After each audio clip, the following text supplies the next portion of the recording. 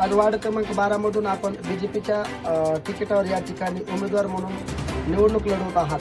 कशाच्या आधारावर या ठिकाणी आपण कोणते कामं घेऊन निवडणुकीच्या रिंगणामध्ये आहे? मागे 2012 ते 17 या कालावधीमध्ये मी या प्रभागाचं मनपा सदस्य हे नेतृत्व केलेलं आहे.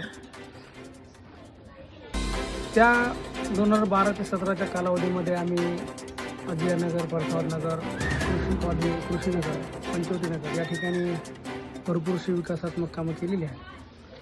आणि 2015-16च्या दरम्यान जो काही संपूर्ण महाराष्ट्रभर, भारतभर जो काही दुष्काळ पडला होता, त्या दुष्काळामध्ये आम्ही 18 टँकर पाण्याची या ठिकाणी जनतेला पाण्याची व्यवस्था करून दिली होती.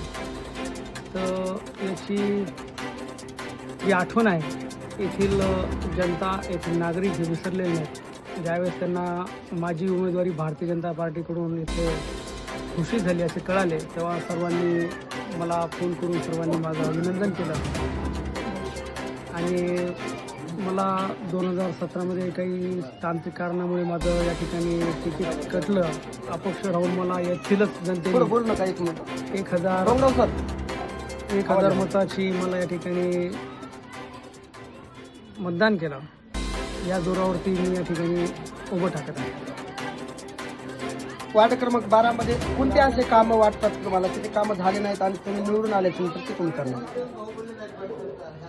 भीमनगर गेट ते प्रसादनगर हा जो रस्ता आहे, हा रस्ता मुख्य रस्ता 2 टप्प्यामध्ये होता. भीमनगर ते जुना ब्राह्मणगाव नाका आणि जुना ब्राह्मणगाव ते चर्च जे आहे आपली प्रसादनगरची, तिथपर्यंतचा हा जो मुख्य रस्ता होता, तो आम्ही तत्कालीन महापौर प्रतापभाई देशमुख, वडकर यांच्या माध्यमातून हा रस्ता मी त्या ठिकाणी सातत्याने पाठपुरावा करून तो मंजूर करून घेतला.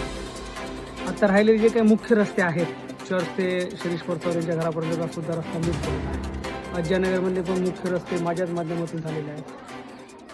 प्रभाग क्रमांक 12 आणि प्रभाग क्रमांक 16मध्ये जे काही पाण्याची व्यवस्था आहे, या पाण्याची व्यवस्था त्यावेळेस पाण्याच्या टाकीचं जे काही लोकेशन आहे, जे काही पाण्याची टाकी कुठे असावी, याच्या संदर्भातले सर्व ठराव, याच्या संदर्भातले सर्व आदेश आम्ही त्या काळामध्ये पारित करून घेतले आहेत. आणि मागे जो 2017च्या माझ्या प्रचाराचा मुख्य मुद्दा हा पाण्याचा प्रश्न होता. मी त्यावेळेस प्रत्येक नागरिकाला सांगितलं होतं की तुम्ही मोटर जरी नाही लावली तरी तुमच्या दुसऱ्या मजल्यावर पाण्याचं प्रेशर येईल.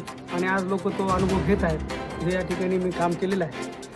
आणि आता पंचशीलनगर मध्ये पलीकडून मंत्रीनगर आहे, पंचशीलनगरचा भरपूरसा भाग आहे. मी एक अनुसूचित जातीचं प्रतिनिधित्व करतो, बौद्ध समाजाचं प्रतिनिधित्व करतो. हे करत असताना बौद्ध समाज हा पंचशीलनगरमध्ये भरपूर प्रमाणात आहे, विकासनगरमध्ये मोठ्या प्रमाणात आहे. यांना मला त्या ठिकाणच्या जे काही नागरी मूलभूत सुविधा आहेत त्या मला त्यांना त्या ठिकाणी मिळवून द्यायच्या आहेत. आणि या तिन्ही प्रभागामध्ये, माझा जो प्रभाग आणि यातल्या ज्या काही मुख्य कॉलनीज आहेत, यांना मला या ठिकाणी असं नंदनवन करायचं आहे, एकदम सुंदर. कोणी आलं तर म्हणलं पाहिजे की खरंच हा प्रभाग किती सुंदर आहे. याच्यासाठी मला यावेळेस निवडून जनतेने द्यावं ही मी जनतेला या ठिकाणी विनंती करतो. कुण्या पक्षासोबत आव्हान असेल समोर? मला जर प्रभाग क्रमांक 12 पाहिला तरी मला माझ्यासमोर कोणत्याच पक्षाचं आव्हान दिसत नाही. कारण की मी माझी जी काही कामं केलेली आहेत, माझी जी काही माझ्या मतदारामध्ये लोकप्रियता आहे, माझ्याबद्दल जी आत्मीयता आहे, याच्यावरून तर मला वाटत नाही की कोणता पक्ष माझ्यासमोर आव्हान निर्माण करू शकतो.